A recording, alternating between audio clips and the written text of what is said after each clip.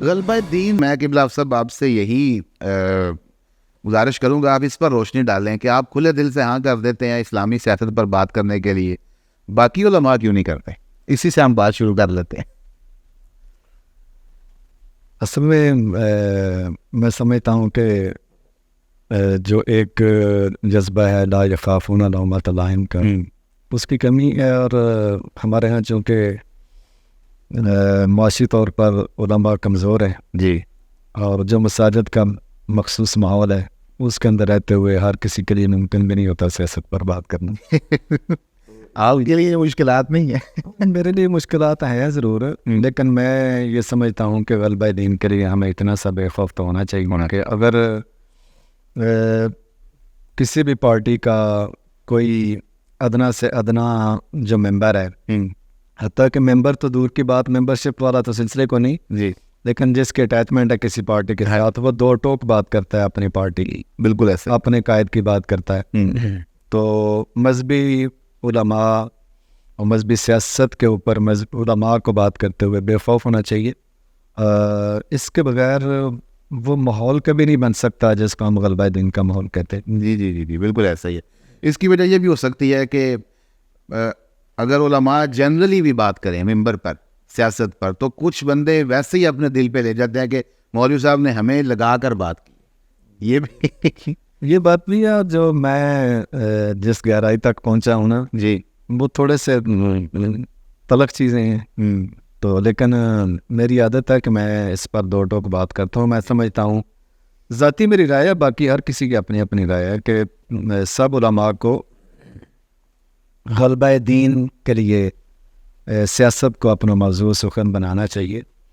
وہ تلخ بات جو ہے وہ یہ ہے کہ میرے نزدیک اوورآل پوری دنیا کے اندر اس وقت اگر سیاسی اعتبار سے دیکھا جائے تو دنیا دو ہی حصوں میں تقسیم ہے، جس طرح قرآن مجید نے کہا جی کہ دو ہی گروہ ہیں، جی جی تو اس کی بہت ساری مثالیں قرآن مجید کے اندر موجود ہیں۔ ٹھیک ہے، آج بھی اوورآل پوری دنیا کے اندر دو ہی گروہ موجود ہیں۔ میں ان کو ایک سیکولر طبقہ کہتا ہوں، ایک کو، اور دوسرے کو اسلامی کہتا ہوں۔ ٹھیک، تو اوورآل جو ڈومینیٹ کر رہا ہے پوری دنیا کے اندر وہ سیکولر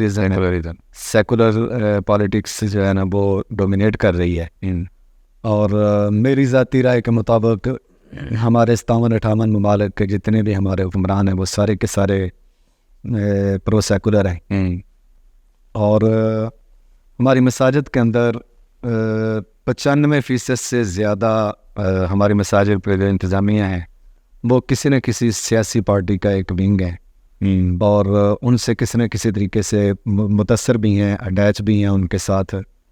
تو چونکہ علماء معاشی طور پر کمزور ہیں اور مساجد کی ڈیوٹی کرنا ان کی مجبوری بھی ہے، اور ان کو بطور مذہبی رہنما کے کرنی بھی چاہیے، جی جی، لیکن عام طور پر اگر آپ کو نہیں بھی محسوس ہوتا کہ کسی مسجد کی جو کمیٹی ہے وہ کسی پرو سیکولر پارٹی کا کوئی ونگ ہے یا اس سے متاثر ہے، تو مخصوص حالات کے اندر جا کر آپ کو پتہ چلے گا کہ واقعتاً ایسا ہی ہے۔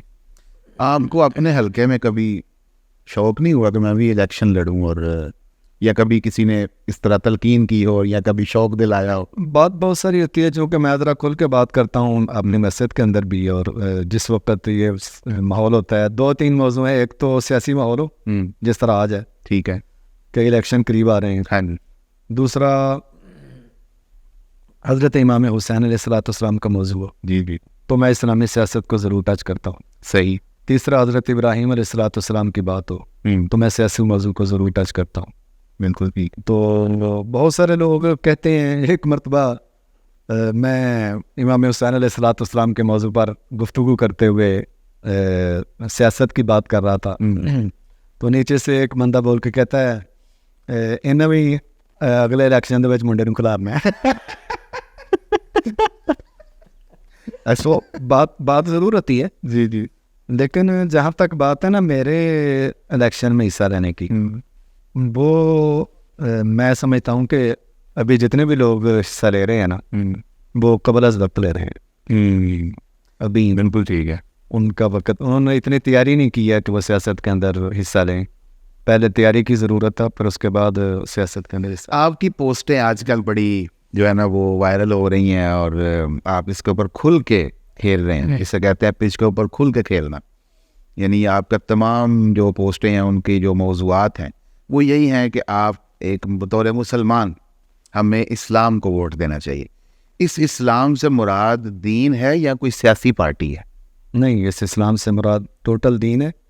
میں سمجھتا ہوں کہ اسلام کو بطور دین تخت پر لائے بغیر دین غالب نہیں آ سکتا. میری ذاتی ایک رائے ہے, دین اس کے بغیر غالب نہیں آ سکتا. اور میں سمجھتا ہوں کہ جب تک دیکھیں مسجد کی امامت بہت عظیم یہ ایک ذمہ داری ہے اور کام ہے, خطابت بہت عظیم کام ہے, مدرسہ بنانا بہت عظیم کام ہے, تدریس کرنا بہت عظیم کام ہے.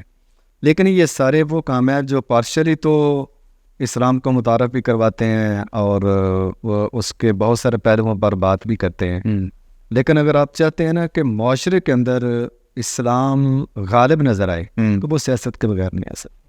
جب تک دین تخت پر نہیں آتا تب تک اسلام جو ہے وہ غالب دین کے طور پر آپ کو اپنے معاشرے کے اندر کبھی نظر نہیں آ سکتا. تو اس کا طریقہ کار یہی ہے. مثال کے طور پہ میں اگر کھل کے بات کروں تو اس وقت تحریک لبیک پاکستان جو ہے وہ ایک خاص موضوع یہی لے کر نکلی ہے کہ ہمیں دین کو تخت پہ لانا ہے.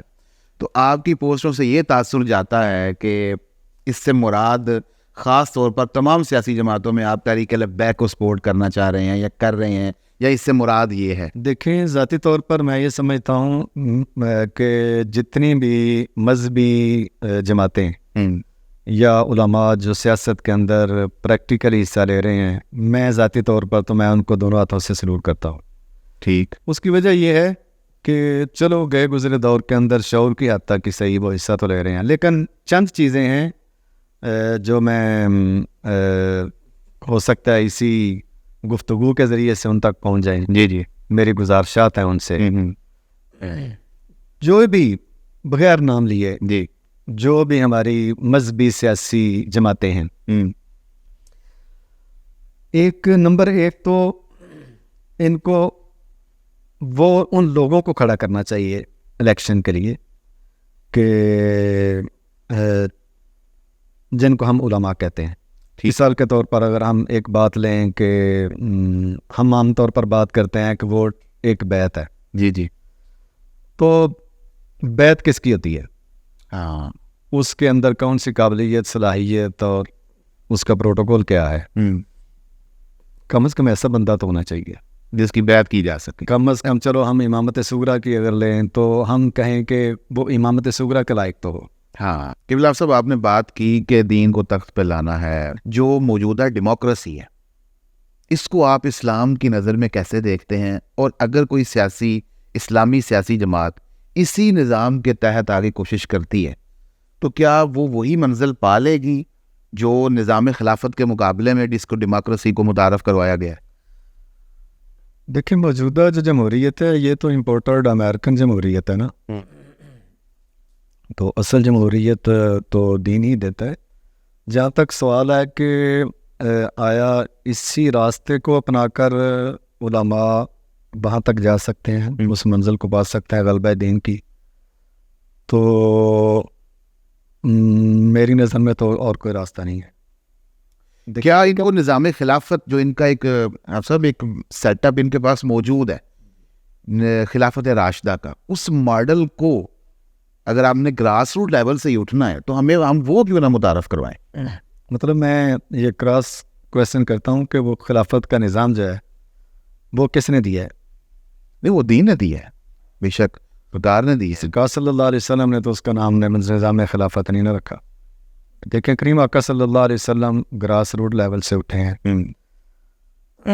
یہ میں سمجھتا ہوں کہ نفس کی ہلا سازی ہے, اس کے سوا کچھ نہیں ہے. جب کریم آقا صلی اللہ علیہ وسلم مکے کے ماحول کے اندر اٹھے تو وہاں پر کون سا نظام تھا, وہاں پر کون سی حکومت تھی, اور جیسا ماحول تھا اسی ماحول کے اندر سرکار اٹھی اور وہاں پر آپ نے کام کیا.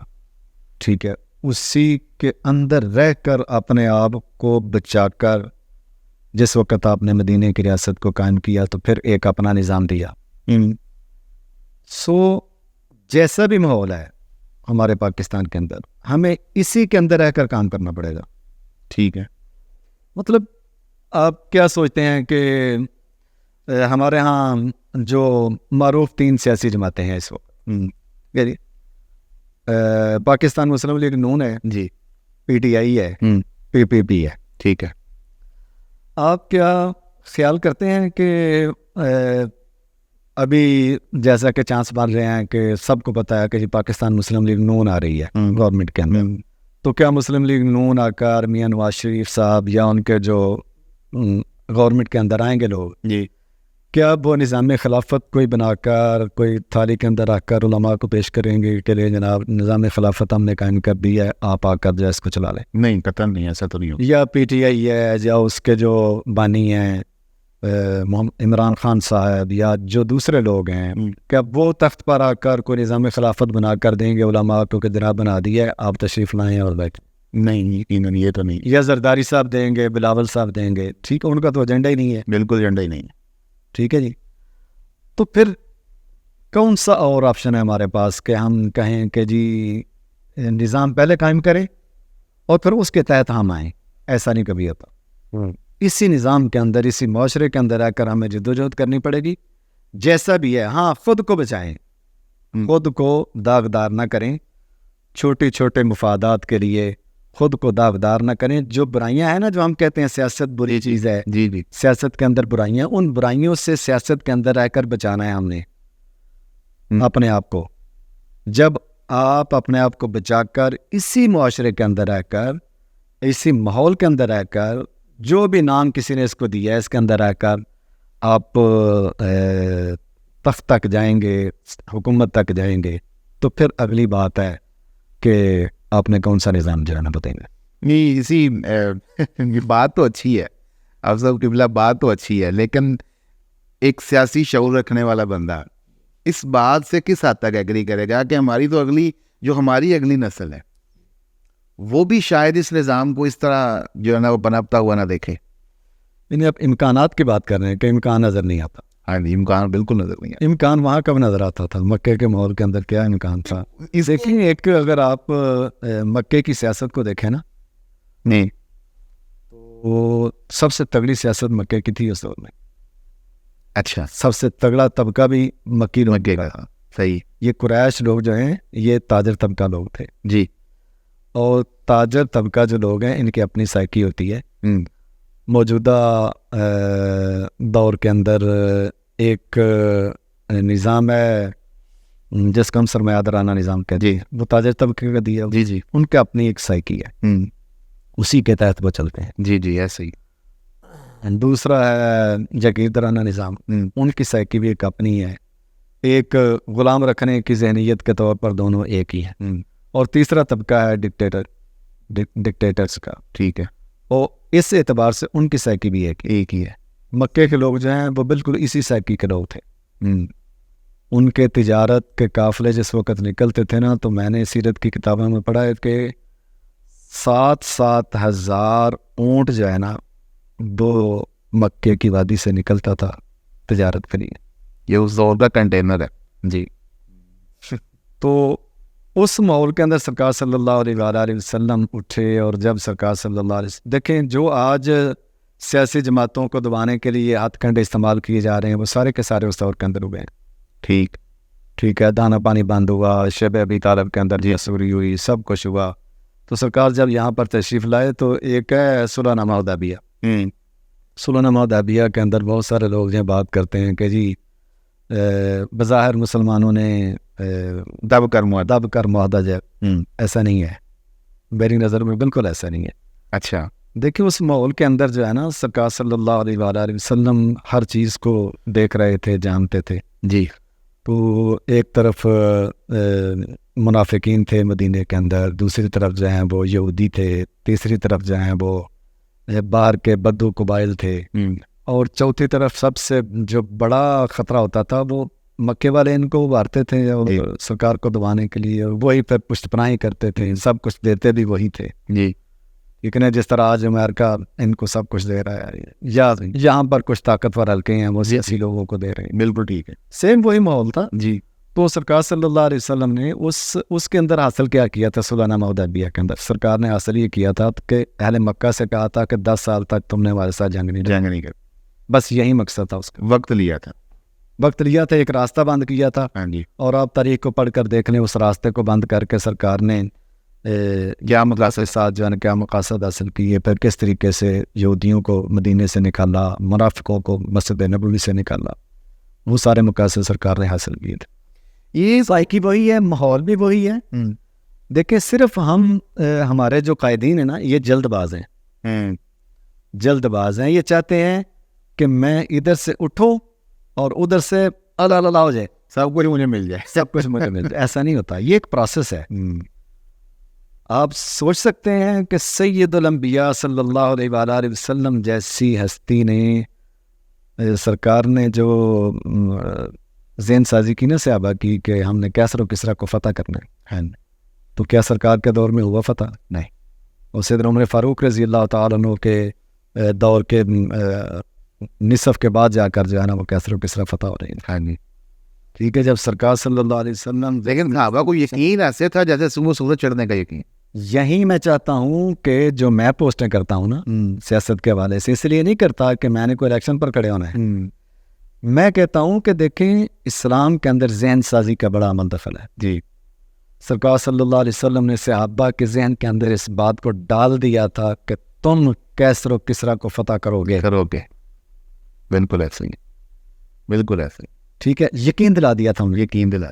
کیا سراقہ بن مالک کو جس وقت سرکار نے یہ خوشخبری سنائی تھی کہ تو اونٹوں کے پیچھے لگا ہوا ہے، میں تو تیرے ہاتھوں میں کیسر و کسریٰ کے کنگن دیکھ رہا، تو اس وقت سراقہ بن مالک کو نہیں نظر آ رہا تھا کہ خود تو وہاں سے جا رہے ہیں ہجرت کر کے مدینے کی طرف، لیکن مجھے کیسر و کسریٰ کی جو ہیں خوشخبریاں سنا رہے ہیں کنگنوں کی. ٹھیک ہے. خندق کھودتے ہوئے بھوک کا یہ عالم ہے کہ سرکار پاک صلی اللہ علیہ وسلم نے اپنے پیٹ پر بھی پتھر باندھے ہوئے، صحابہ نے بھی باندھے ہوئے ہیں، اور صحابہ شکایت لے کر آتے ہیں، یا رسول اللہ بھوک بڑی لگی ہے، دیکھیں اتنی بھوک لگی ہے کہ ایک پتھر پیٹوں پر باندھا ہوا ہے. تو سرکار نے اپنے شکم مبارک سے کپڑا اٹھایا اور ارشاد فرمایا تم نے ایک باندھا ہوا ہے، میں نے دو باندھے. لیکن کیا ہوا جب وہ چٹان توڑنے لگے، اللہ اکبر کہا تو سرکار نے کیا فرمایا؟ اللہ نے کیسر کو تمہارے ہاتھوں پر فتح کرایا ہے. اللہ نے کس طرح کو تمہارے ہاتھوں پر فتح کر دیا؟ سبحان اللہ نے یمن کو تمہارے ہاتھوں پر فتح کر دیا. واہ واہ. تو صحابہ کو نہیں نظر آ رہا تھا کہ حال تو یہاں پر یہ ہے کہ ہم نے ایک باندھا ہوا ہے، ہمارے نبی نے 2 باندھا. سے یہ حال ہے نہیں، حالات کا یہ مطلب ایک گراؤنڈ ریالٹیز یہ ہیں. جی. لیکن اس کے باوجود سرکار نے یقین دے دیا تھا. یہی وہ سیاسی شعور ہے جس کو بیدار کرنے کی ضرورت ہے. میں اگلے پوائنٹ سے بڑھنے کی طرف بڑھنے سے پہلے تھوڑا سا ٹچ دے دیتا ہوں تاکہ یہ بات جو ہے نا اگر آپ کا ذہن اس طرف جائے تو یہ بات مکمل ہو سکے کہ بات ہم کر رہے ہیں سیاسی شعور کی. جی. مذہبی کی نہیں کر رہے. جی. اگر ہم سیاست اور مذہب کو الگ الگ دیکھیں، جی. شعور دینے کی ضرورت ہے. تو میں ٹچ یہ دیتا ہوں کہ اگر جیسا کہ بات پہلے بھی ہوئی ہے کہ ہم نے اسی نظام کے تحت جانا ہے جیسا بھی ہے، وہ یہ ووٹ کا نظام ہے. جی. تو ووٹ کے نظام کے تحت ہم نے آگے جانا ہے. تو میں علماء کرام سے بڑے ادب کے ساتھ یہ سوال کروں گا کہ اپنی زندگی کے اندر کتنے لوگوں کا ووٹ آپ نے اسلامی کیا ہے؟ ٹھیک ہے. بالکل ٹھیک ہے. جب تک ووٹ نہیں اسلامی ہوگا، جب تک لوگوں کو سیاسی شعور نہیں دیں گے، لوگ تو ابھی تک ہمارا بات کرنا جو ہے نا وہ حرام سمجھتے ہیں، سیاست پر بولنا حرام سمجھتے ہیں. مولوی صاحب دا ہی کام ہے سیاست. مولوی صاحب دا لوگ سمجھتے ہیں مولوی صاحب دا کی کم ہے سیاست. اچھا اسی کو یہ دلچسپ لطیفہ بھی ہے کہ میں نے 1-2 بندے سے بات کی. میں نے اپنے جمعہ شریف میں جب بات کی پولیٹکس پہ تو مجھے اپنے حلقہ احباب کے کچھ دوستوں نے میسج کیا. وہ کہنے لگے یار آپ سب تسی شریف آدمی ہو، تہاڈا کی کام ہے سیاست، یہ لفظ ہے. تو میں نے ان کو کہا کہ آپ نے یہ سمجھ لیا ہے کہ سیاست شریفوں کا کام نہیں ہے، تو آپ اس کے اندر کیوں ہیں؟ تو یہاں پہ لاجواب ہو جاتے ہیں. اگر یہ شریفوں کا کام ہی نہیں ہے تو ذہن سازی اس لحاظ پر بھی کی جائے نا کہ اگر یہ شریفوں کا کام نہیں ہے تو بھائی آپ اس کا حصہ کیوں بن رہے ہیں؟ میرا خیال ہے وہ سمجھتے ہیں کہ اگر شریف آ گیا تو ہمارا بوری وقت. بالکل ٹھیک ہے.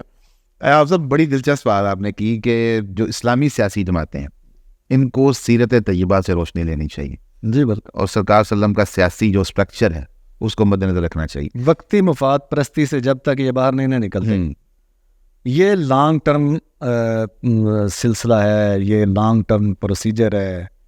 اگر کوئی سوچ رہا ہے نا کہ میں اٹھوں سیاسی جماعت بناؤں اور میری زندگی کے اندر دین غالب آ جائے پاکستان کے اندر, تو ایسا ہونے والا نہیں ہے. آپ کو گریجولی چلنا پڑے گا, لوگوں کی ذہن سازی کرنی پڑے گی, سیاسی شعور کو بیدار کرنا پڑے گا. جی جی جی.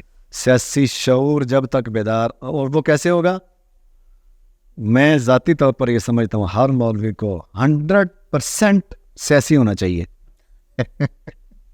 اور آپ علماء کو مسجدوں سے جواب دلوائیں گے آپ صاحب؟ نہیں, یہ بھی میں سمجھتا ہوں کہ اگر علماء یہ سمجھتے ہیں نا کہ ہمیں کو مسجد سے نکال دے گا, تو پھر انہوں نے ان لوگوں کو رازق سمجھ لیا. بالکل ٹھیک. مساجد انتظامیہ کو پھر انہوں نے رازق سمجھ لیا. رازق صرف اللہ ہے. پھر ان کا تخت پر نظر نہیں ہے, جیبوں پر نظر. ہر عالم دین کو یہ یقین ہونا چاہیے کہ یہ میری مسلح کی ڈیوٹی یہ ان انتظامیہ اور نوازیوں کی طرف سے نہیں ہے, یہ اللہ اور اس کے رسول کی طرف سے ہے. میں نے حافظ صاحب 20 سال مجھے اس مسجد کے اندر ہو گئے جی. کوئی آج تک میں نے گروپ نہیں بنایا. صحیح. آج تک کوئی جو ہے نا کسی قسم کی مسجد کے اندر ایسا ماحول نہیں بنایا کہ کوئی آپس کے اندر کوئی مناقشت پیدا ہو. میرا 2 ٹوک اعلان ہے, آج بھی اس پوڈ کاسٹ کے ذریعے سے بھی اعلان ہے کہ میری مسجد والے آج مجھے کہیں, ہفتے کے بعد میں مسجد خالی کر دوں. ٹھیک.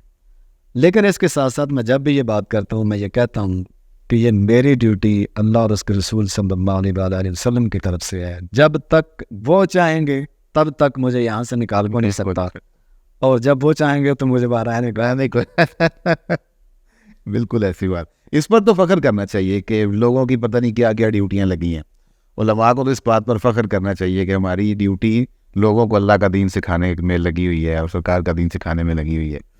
آپ نے اس کو, میں اپنا سوال جو ہے وہ مکمل کرتا ہوں کہ علماء کو جو اسلامی سیاسی جماعتیں ہیں